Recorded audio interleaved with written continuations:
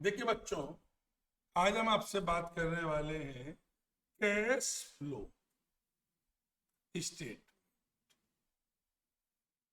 अगर हम शॉर्ट में पहले आपसे कहें कैश फ्लो क्या होता है तो आप कहेंगे बताइए क्या होता है। बेटा, एक ऐसा स्टेटमेंट जो ये सिक्योर करे कि कितना कैश आएगा या जाएगा। बेटा, जैसे हमने आपसे कहा एक स्टेटमेंट बनाया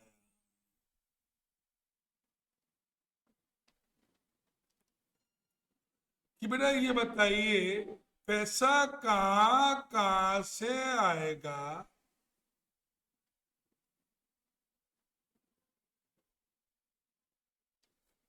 और पैसा कहाँ कहाँ जाए।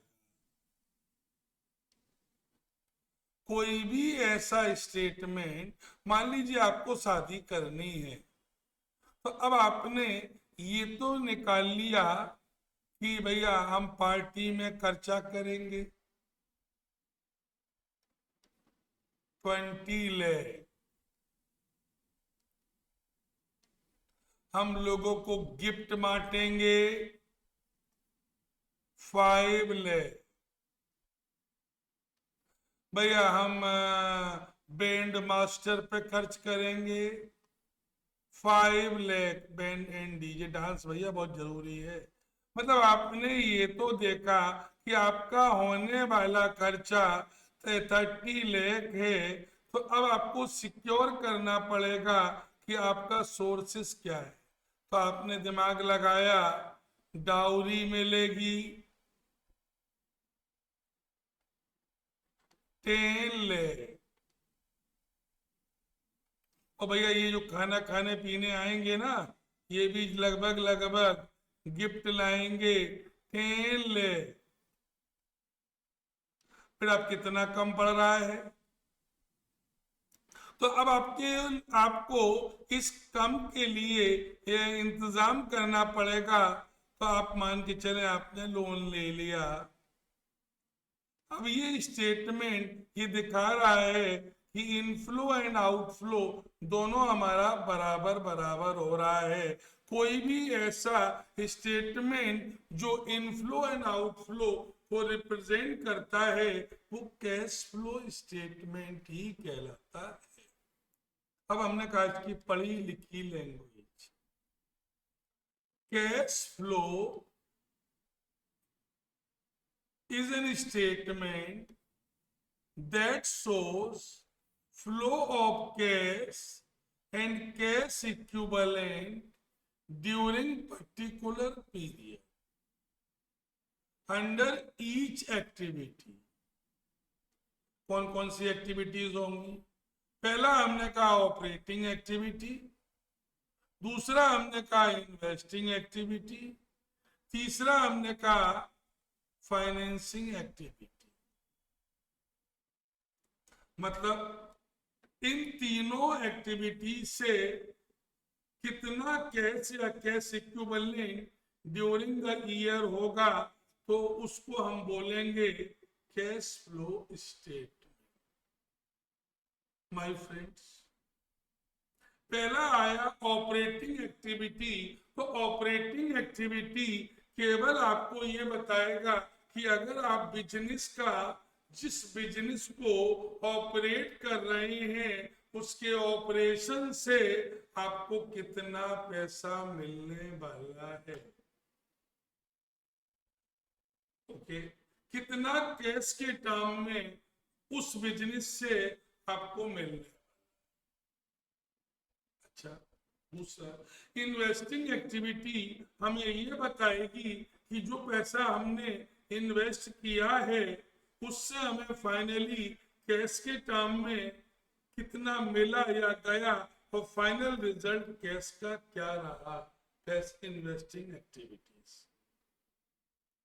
तीसरा हमने कहा फाइनेंसिंग एक्टिविटी ये बताएगा कि फाइनेंस आने और जाने के बीच में किन किन सोर्सेस से हमको फाइनेंस मिला है और किन किन सोर्सेस से हमारा फाइनेंस गया।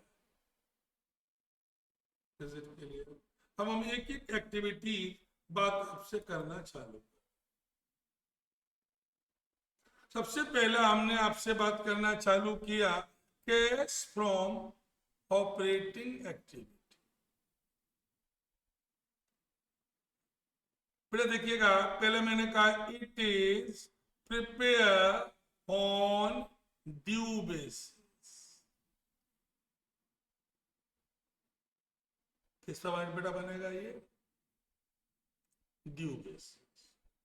दूसरी बात बेटा मैंने ये कही, ये जो हम लेंगे यहां पर चेंज इन प्रॉफिट या चेंज इन सरप्लस या चेंज इन कैपिटल। बेटा ये कहां से लेना चाहिए हमको?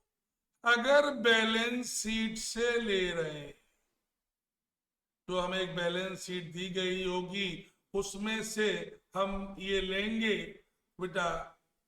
अब हमने उसको यहां रख दिया बेटा। अब इसमें हम ऐड करेंगे जितने भी हमारे एप्रोप्रिएशन हमने किए होंगे।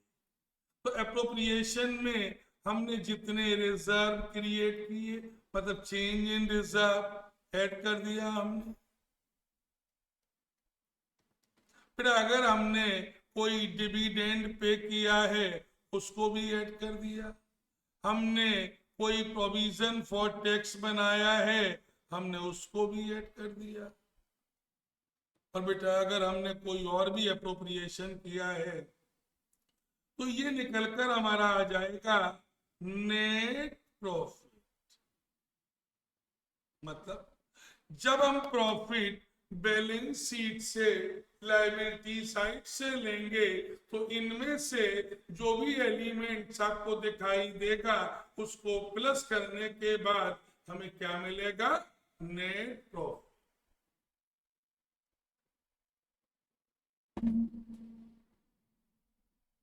बेटा अब हमने मान लीजिए हमें क्वेश्चन में नेट प्रॉफिट ही दिया गया, तो अगर नेट प्रॉफिट आपको दिया गया है तो जो ऊपर हमने नौटंकी की है ये नौटंकी आपको करने की जरूरत नहीं।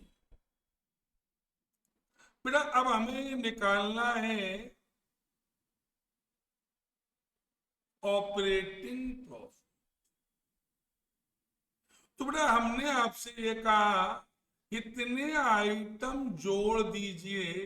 पहला मैंने कहा है अनकैश्ड आइटम, मींस ऐसे आइटम जिन्होंने हमारे प्रॉफिट को कम तो किया है लेकिन कोई पैसा बाहर नहीं गया। ऐसा पहला मैंने बोला डेप्रीसिएशन, हमने अगर कोई चार्ज किया है या कोई गुडविल रिटर्न ऑफ हुई है या कोई loss on sale of assets हुआ है या कोई प्रिलिमिनरी एक्सपेंसेस रिटर्न ऑफ हुआ है या कोई discount on issue of shares या डिवेंचर रिटर्न ऑफ हमने किया है या कोई अदर एक्सपेंसेस हमने रिटर्न ऑफ किया है। बेटा अगर हमने इनको रिटर्न ऑफ किया है, बेटा ये सारे वो आइटम हैं जिन्होंने हमारे प्रॉफिट को कम तो कर दिया है लेकिन इनसे कोई भी पेमेंट हमने बाहर पेमेंट नहीं।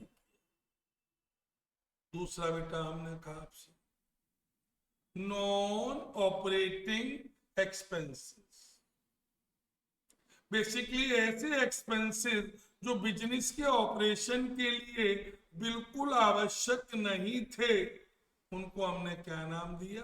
Non operating expenses. पहला नाम हमने बताया प्रीमियम ऑन रिडम्पशन, लेकिन मैंने कहा इफ आउट ऑफ प्रॉफिट। अगर आउट ऑफ कैपिटल होगा तो ऐड नहीं होगा। फिर मैंने कहा नॉन बिजनेस एक्सपेंसेस, मतलब ऐसे एक्सपेंसेस जिनसे बिजनेस का कोई लेना देना नहीं है। या मैंने कहा इंटरेस्ट ऑन डिवेंचर। ये तीनों क्या कहलाएंगे?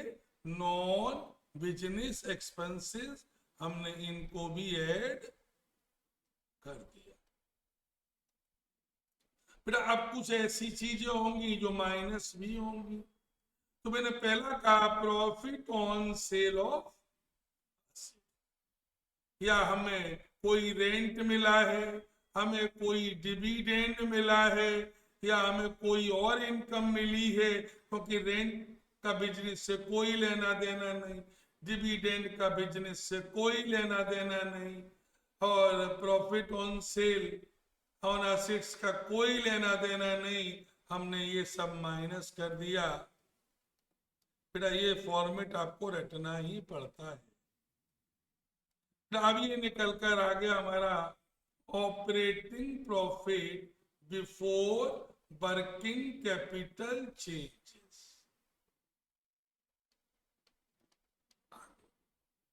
तो अब इसमें हम ऐड करेंगे करेंट असेट जिनसे हमको cash, current assets and liability जिनसे कैश आएगा या जाएगा। फिर अब ये बताइए करेंट असेट्स अगर डिक्रीज हुई हैं, इसका मतलब हमने सेल की हैं, और अगर हमने सेल की हैं तो ये प्लस। और अगर करेंट लायबिलिटी अगर इंक्रीज हुई है, इसका मतलब हमने लोगों से और पैसा लिया है, तो भैया ये भी प्लस। और भैया अगर करेंट असेट्स इंक्रीज हो रही हैं, मतलब हमने खरीदी है, मतलब माइनस। और करेंट लायबिलिटीज अगर डिक्रीज हो रही हैं, तो हमने पे ऑफ की है, मतलब माइनस। अगर हमने टैक्स पेड किया है ड्यूरिंग द ईयर, बेटा अब ये निकल कर आ गया कैश फ्रॉम ऑपरेटिंग। तो सबसे पहले मैंने क्या कहा, अगर प्रॉफिट हम बैलेंस शीट से लेंगे तो ये 4 आइटम ऐड करेंगे, लेकिन अगर हम प्रॉफिट एंड लॉस से लेंगे तो ये 4 आइटम जो ऊपर हमने किए हैं उनको इग्नोर कर देंगे। इज इट क्लियर भैया? अब हमने कहा अगर हम नेट प्रॉफिट लिया है तो ये हमने आइटम ऐड किए और ये हमने माइनस किए, तो ये निकल कर आ गया profit before working capital changes. फिर हमने कहा जिन करेंट असेट से हमें हमें कैश मिलेगा वो प्लस, और जिनसे जाएगा वो माइनस। करेंट असेट्स अगर डिक्रीज हुई है तो हमें पैसा मिला होगा, और मिला होगा तो प्लस, और करेंट असेट्स इंक्रीज हुई है तो हमने खरीदी है तो माइनस। करेंट लायबिलिटीज अगर हमारी इंक्रीज हुई है तो प्लस, और करेंट लायबिलिटीज हमारी डिक्रीज हुई है तो माइनस। बेटा अब एक बात है, डी डिविडेंड, प्रपोज डिविडेंड। बेटा प्रपोज डिविडेंड को हम क्या मानते हैं, करेंट ईयर के प्रपोज डिविडेंड को हम कंटिंजेंट लायबिलिटी मानते हैं। तो भैया प्रपोज डिविडेंड जितना प्रीवियस ईयर का होगा उसको हम पेड में लेंगे, और इंट्रीम होगा वो भी डिविडेंड हम पेड लेंगे। लेकिन अगर करेंट ईयर का कोई प्रपोज डिविडेंड दिया गया है तो वो कंटिंजेंट लायबिलिटी है, और बेसिकली कंटिंजेंट लायबिलिटी को हम लायबिलिटी मानने को तैयार नहीं। दूसरी बात अब ये समझ, प्रोविजन फॉर टैक्स एक्ट।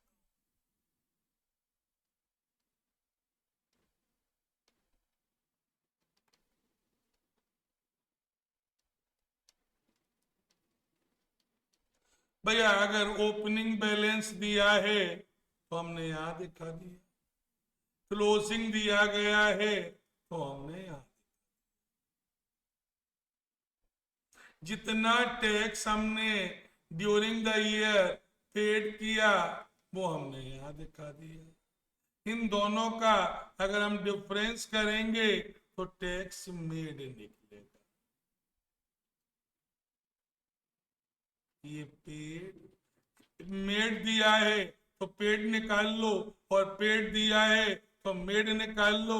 और अगर मान लो इतनी इंफॉर्मेशन नहीं दी है तो बेटा फिर जो एक दिया हो वही पेड माना जाएगा और वही मेड माना। Is it clear? Is it clear? अब एक चीज और सीख लीजिए बेटा, एक अकाउंट हमें और जानना बहुत जरूरी है।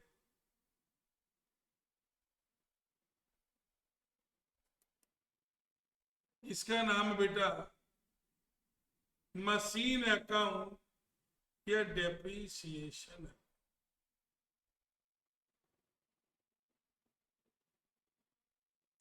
इसको बहुत बारीकी से समझिएगा बेटा है।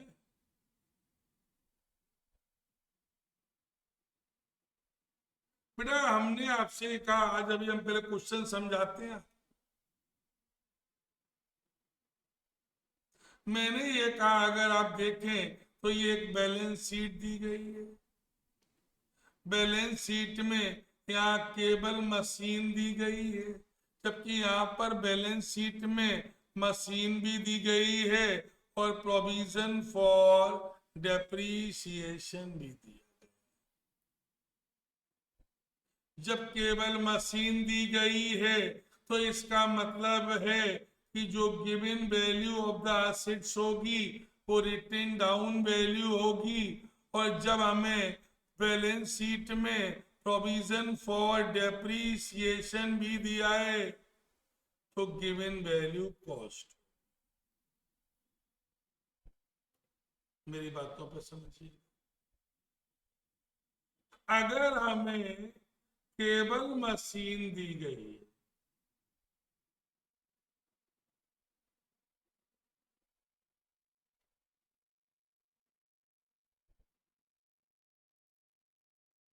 के लिए अगर हमें केवल मशीन दी गई है लेकिन प्रोविजन फॉर डेप्रीसिएशन नहीं दिया गया है, तो बेटा बहुत सिंपल,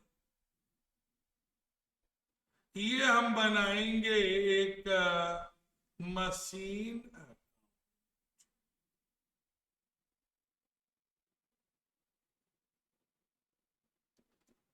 मशीन हमारी एसेट है, लिहाजा इसका ओपनिंग वैल्यू बैलेंस बीडी यहां दिखाएंगे और बैलेंस सीडी यहां।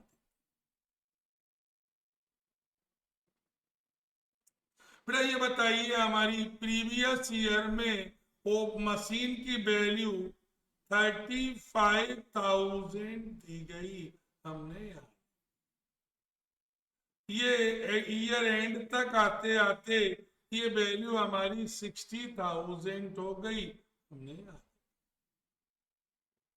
अब अगर हमने कोई मशीन परचेस की है तो बैंक यहाँ। बेटा अगर हमने कोई मशीन बेची है तो बैंक यहाँ। बेटा अगर बेचने पर कोई लॉस हुआ है तो वो वैल्यू भी यहाँ पर, वो वैल्यू भी यहाँ पर ही है। तो बेटा अब करेंट ईयर में आपने मशीन यूज की है तो मशीन का डेप्रीसिएशन भी यहाँ पर। मेरी बात नहीं समझ में, हमने रब कर मशीन अकाउंट हम पूरा बना रहे हैं प्लेन पेज। देखिए हमने आपसे कहा कि हमने ये बनाया एक मशीन अकाउंट, दोनों ही अलग अलग कंडीशन।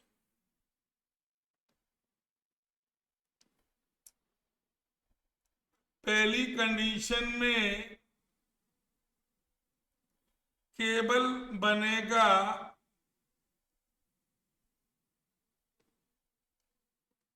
मशीन अकाउंट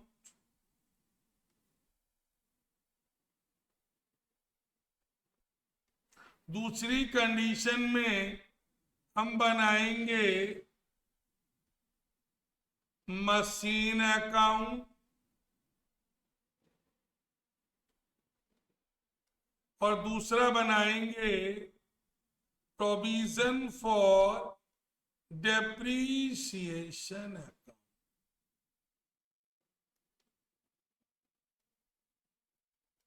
मेरे शब्दों पर ध्यान दीजिए। ये बताइए यहाँ पर आपको कौन सी वैल्यू दी गई है, अंतर समझिएगा। इसमें आपको केवल मशीन दी गई है, प्रोविजन नहीं दिया गया है। जब केवल मशीन दी गई है और प्रोविजन नहीं दिया है तो given value is a written down value. तो भैया हमने ये मशीन का ओपनिंग बैलेंस यहां दिखाया। ये हमारे पास 35,000 दी गई है और क्लोजिंग हमने यहां दिखाया 60,000। अब अगर कोई मशीन हम खरीदेंगे तो बैंक आएगा, कोई मशीन बेचेंगे तो बैंक आएगा। बैंक बेचने पर अगर लॉस हुआ तो वो आएगा, प्रॉफिट होगा तो यहां पर ही आएगा। अगर हमने करेंट ईयर में कोई डेप्रीसिएशन लगाया है तो वो भी आएगा। अब देखिएगा, करेंट ईयर में हमने डेप्रीसिएशन चार्ज 20,000 किया है, तो हमने 20,000 यहां पर दिखा दिया। फिर देखिएगा, अब कह रहा है एक मशीन जो हमारी थी, खरीदी थी, कॉस्टिंग लिखा है,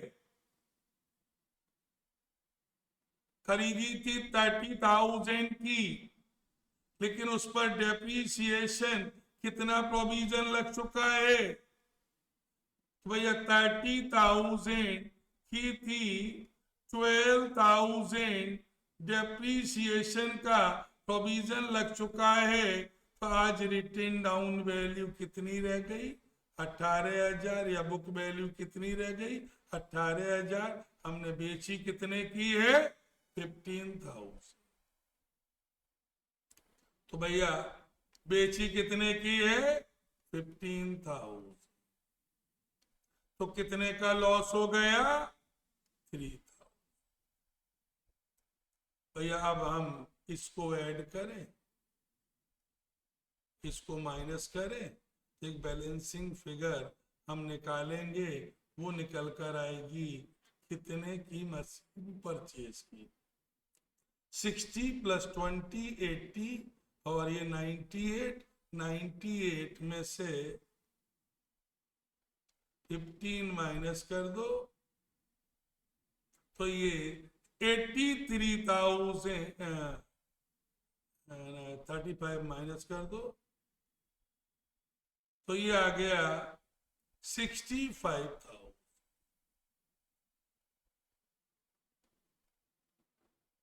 63,000 ये मशीन निकल।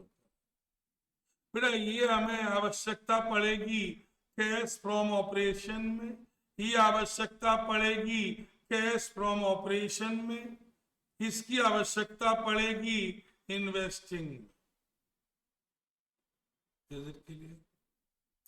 देखिए दूसरी कंडीशन में हमारे पास जो वैल्यू दी गई है वो बेटा कॉस्ट प्राइस दी गई है।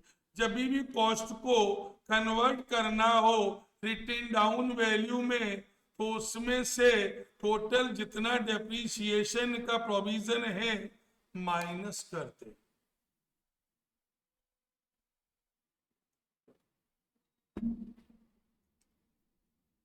तो 50,000 में से हमने 20,000 माइनस कर दिया, इसकी रिटेन डाउन वैल्यू ये है। अब भैया ये हमारे पास 60 में से हमने ये माइनस कर दिया तो 30,000 ये है। ओके भाई, अब हमारे पास हमने ड्यूरिंग द ईयर कितना डेप्रीसिएशन लगाया है ये नहीं पता। थोड़ा इसके लिए हमें एक अकाउंट बनाना पड़ेगा पहले कि देखिए हमारे पास ओपनिंग में प्रोविजन 20 था, क्लोजिंग प्रोविजन 30 है और बिकने वाली मशीन पर डेप्रीसिएशन 12। तो भैया हमने ये बनाया, ओपनिंग प्रोविजन हमारे पास 20 था, हमने लिख दिया 20,000। क्लोजिंग प्रोविजन हमारे पास 30,000 थे, हमने ये भी लिख दिया। फिर हमने डेप्रीसिएशन ऑन सोल्ड हमने ये बेटा लगाया है 12,000, ये भी लिख दिया। तो अब यहां निकल कर आएगा डेप्रीसिएशन चार्ज, ये निकल कर आ जाएगा 42, ये 22,000 विजिट के लिए। ऐसे भैया तो ये हमें चाहिए है कहां पर, इसका इस्तेमाल हम करेंगे यूज यहां बाय डेप्रीसिएशन, हमने यहां लिया। अब अपने क्वेश्चन के हिसाब से हमारी ओपनिंग रिटेन डाउन वैल्यू कितनी है 30 और क्लोजिंग रिटेन डाउन वैल्यू कितनी है वो भी 30।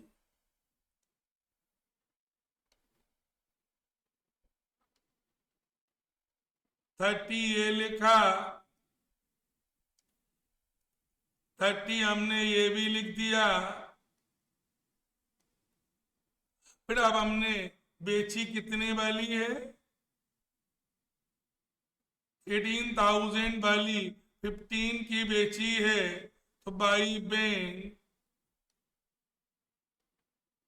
15 हो गया, बाई लॉस 3 हो। अब हमने ये टोटल किया तो ये हमारा आ रहा है 18 + 22 40 प्लस ये, तो बैलेंसिंग फिगर हम यहां निकालें तो ये टू बैंक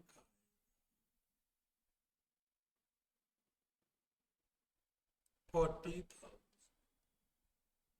ये हमने बैलेंसिंग फिगर निकाली। देखिए आपके बुक में दो मेथड दिए होते हैं, एक रिटेन डाउन वैल्यू मेथड और एक कॉस्ट टू कॉस्ट मेथड। तो basically I am applying a written down value method, क्योंकि इस मेथड को आप सारी कंडीशन में अप्लाई कर सकते हैं, बशर्ते आप एग्जाम्पल देखकर नकल ना करें तो आप कैश फ्लो सीख गए। आपको दिमाग लगाने की जरूरत है ही नहीं, बस केवल मैंने क्या कहा, जैसा जैसा मैं फिल करता जा रहा हूं वैसा वैसा आप फिल करते रहिए। धन्यवाद। अगर आपको ये अच्छा लगे, देखिए आप ऐसे नहीं सीख सकते, पहले सीखने से पहले पेन कैलकुलेटर कॉपी लेकर बैठिए, मेरे साथ साथ करेंगे तो आप सीखेंगे, और मेरे साथ साथ नहीं करेंगे तो आप घंटा घंटा भी नहीं सीखेंगे। धन्यवाद।